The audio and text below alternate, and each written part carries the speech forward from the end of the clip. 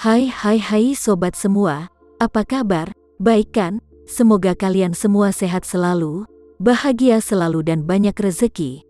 Kali ini Mimin mau melanjutkan cerita dari novel Menantu yang Diremehkan.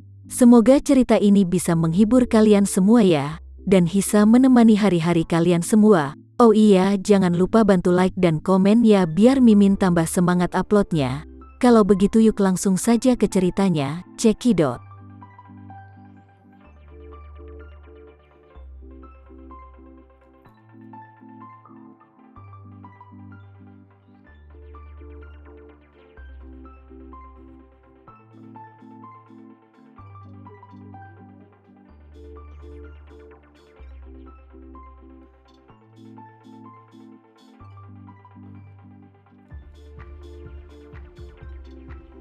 Saat ini Roni Suteja tengah memimpin dan berkata, "Selamat datang, Ketua." Mendengar itu seketika hadirin yang lain membeku sesaat, lalu mereka mengikutinya dan berkata serempak, "Selamat datang, Ketua." Bramasta Suteja lalu mendorong kacamata di pangkal hidungnya, tersenyum sedikit dengan rendah hati, melambaikan tangannya, dan berkata, "Terima kasih semuanya. Semua orang telah bekerja sama selama bertahun-tahun dan kita semua tahu bahwa Nona Linda Suteja, pimpinan grup Suteja, telah hilang. Status saya saat ini adalah hanya sebagai seorang penjabat ketua atau ketua sementara. Setelah Nona Linda Suteja kembali dengan selamat, maka beliau sendiri yang akan bertanggung jawab atas situasi secara keseluruhan." Semua orang tersenyum tenang dan mengangguk. Bagaimanapun, dari sudut pandang hukum, selama Linda Suteja masih belum mati atau umumkan secara internal, dia akan tetap menjadi ketua grup lagu. Adapun Bramasta Suteja, dia memang hanya seorang ketua sementara. Begitu pimpinan utama datang, dia harus segera minggir dari jabatan itu. Bramasta Suteja menghela nafas saat ini. "Saya telah menekan TMPD berkali-kali berturut-turut, memprotes keras keamanan domestik mereka, dan menuntut mereka harus menyelesaikan kasus ini secepat mungkin untuk menemukan keberadaan pimpinan grup Suteja, tetapi pasukan pertahanan itu tidak berguna, dan sampai sekarang belum membuat kemajuan apapun. Bahkan sedikit informasi pun belum ada." Berbicara mengenai ini, Bramasta Suteja menghela nafas sejenak dan melanjutkan, "Meskipun kita masih bisa menunggu untuk beberapa saat. Dari sudut pandang perusahaan, grup Suteja tidak hanya tidak memiliki ketua selama beberapa hari, tapi busa juga dalam beberapa bulan ke depan atau bahkan beberapa tahun ke depan. Padahal semestinya jabatan untuk ketua dewan tidak bisa dikosongkan. Oleh karena itu, niat saya mengumpulkan semua orang di sini hari ini untuk memulai pelaksanaan rencana darurat grup Suteja, yaitu menghapus sementara kepemimpinan Linda Suteja, dan Dewan Direksi akan memilih kembali ketua baru untuk memimpin keseluruhan situasi, sampai situasinya jelas. Hanya dengan cara ini kita dapat meyakinkan investor dan pemegang saham kita, bukan?" Bramasta Suteja adalah orang pertama yang menganggukkan kepalanya dan berkata setuju. Sekarang ketua grup Suteja hilang, dan ada banyak kecurigaan dari dunia luar. Banyak orang yang mengisukan bahwa pimpinan grup Suteja yaitu Linda Suteja telah meninggal dunia, dan kami tidak dapat memberikan bukti yang kuat untuk membuktikan bahwa dia masih hidup, sehingga kepercayaan pasar terhadap grup Suteja tiba-tiba berkurang, dan harga saham perusahaan kami otomatis juga menjadi turun.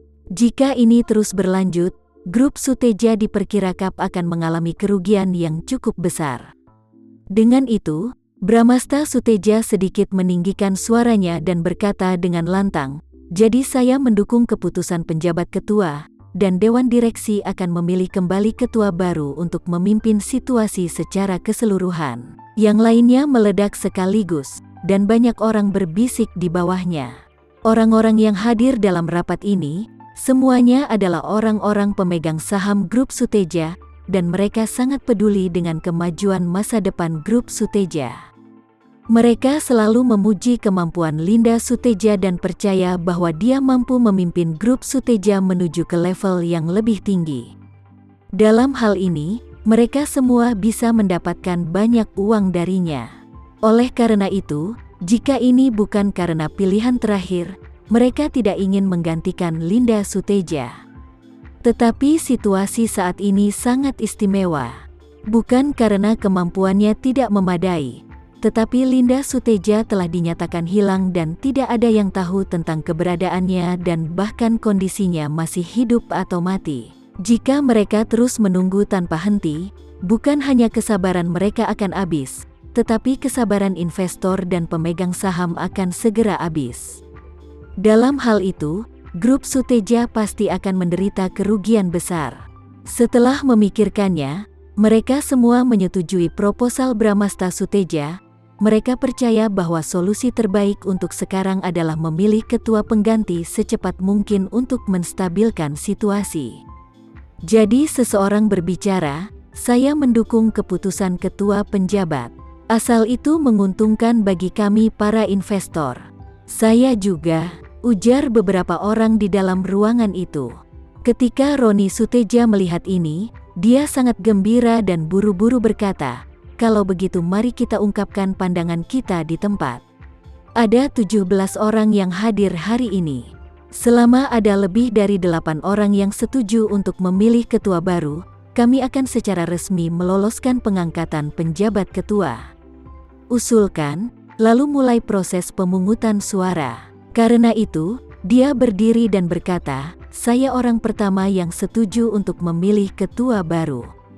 Bramasta Suteja juga terlihat serius dan berkata, "Sebagai pemrakarsa masalah ini, saya setuju juga." Di bawah satu orang berdiri, "Saya setuju juga." "Hitung aku setuju." Roni Suteja kemudian mengangguk dan berkata, "Baiklah, sudah ada 4 orang sekarang." "Saya setuju." "Saya juga." Karena semakin banyak orang setuju, Roni Suteja menjadi semakin bersemangat. Tak lama kemudian, jumlah orang yang menyetujui adegan itu mencapai 17 orang, dan pemungutan suara 8 dan mereka memiliki 9 suara. Kalau hanya 8 suara, itu tidak lebih dari setengah. Menurut aturan, itu tidak akan disahkan. Tapi asal ada 9 orang, itu sudah lebih dari separuh. Sesuai ketentuan, proposal tersebut telah disetujui oleh direksi. Akhirnya, jumlah orang yang menyatakan persetujuannya mencapai 14 orang. Bramasta Suteja melihat situasi menguntungkan ini berdeham dan segera berkata dengan sungguh-sungguh, "Karena ada 14 orang yang setuju dengan pemilihan ketua baru, saya akan secara resmi mengumumkan atas nama Dewan Direksi bahwa posisi Nona Linda Suteja sebagai ketua akan dihentikan untuk sementara. Selanjutnya kita akan memasuki proses pemilihan direktur baru." Roni Suteja bertepuk tangan dengan penuh semangat sambil mengingat 3 orang yang tidak mengangkat tangan.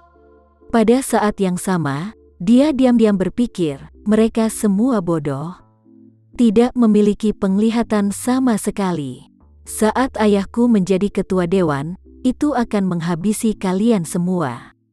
Hahaha. Pada saat ini, salah satu orang yang tidak mengangkat tangan setuju dan berkata, "Semua orang, karena hidup dan mati ketua Linda Suteja tidak diketahui, saat kami menghapus sementara jabatannya sebagai ketua, kami juga harus memiliki rencana persiapan." Roni Suteja menatap pihak lain dan bertanya dengan dingin, "Tuan Thakur, apa yang Anda maksud dengan mempersiapkan rencananya?" Pria yang dikenal sebagai Jo Thakur berkata, "Jika Nona Linda Suteja benar-benar meninggal secara tidak terduga, maka secara alami ketua baru akan bertanggung jawab atas pekerjaan sesuai dengan keputusan semua orang saat ini." Berbicara tentang hal ini, dia berubah pikiran dan berkata, "Namun, jika Nona Linda Suteja masih hidup dan kami telah memilih ketua baru, maka begitu Nona Linda kembali, dapatkah dia langsung mengambil kembali posisi ketua?" Dengan kata lain, setelah dia kembali, ketua baru yang akan dipilih selanjutnya akan mengambil inisiatif untuk turun tahta dan membiarkannya mengambil alih kembali. Bramasta Suteja dan Roni Suteja sangat kecewa dengan kata-kata Tuan Thakur. Tujuan sebenarnya dari ayah dan anak tersebut adalah untuk selalu menjadi pemimpin grup Suteja dan menyingkirkan status kepemimpinan Linda Suteja. Apakah Linda Suteja sudah meninggal atau masih hidup? Dewan Direksi Grup Suteja tidak tahu sama sekali apa yang terjadi dengannya. Namun, bagaimana mereka bisa berpikir bahwa Linda Suteja yang telah menghilang selama berhari-hari, masih ada orang di Dewan Direksi yang memikirkannya bisa kembali? Selain itu, kata-kata Tuan Takur dengan cepat beresonansi dengan orang lain. Semua orang berbicara satu demi satu, menyatakan persetujuan mereka dengan sudut pandang Tuan Takur. Bramasta Suteja dan Roni Suteja menjadi takut tidak berani berbicara.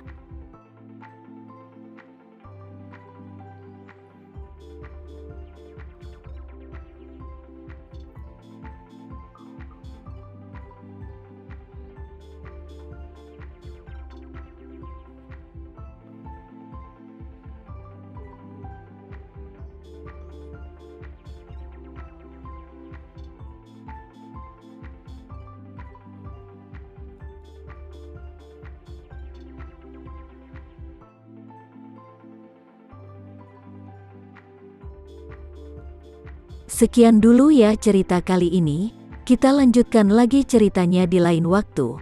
Oh iya, bagaimana menurut kalian? Semoga bisa sedikit menghibur kalian semua. Jangan lupa like, share dan komen ya. Untuk teman-teman yang baru nonton jangan lupa subscribe-nya. Hehehe, kalau ada teman-teman yang ingin gabung langganan bisa langsung gabung saja untuk dapat fitur yang menarik dan sedikit membantu Mimin. Terima kasih sudah menonton, sampai jumpa lagi. Bye bye bye.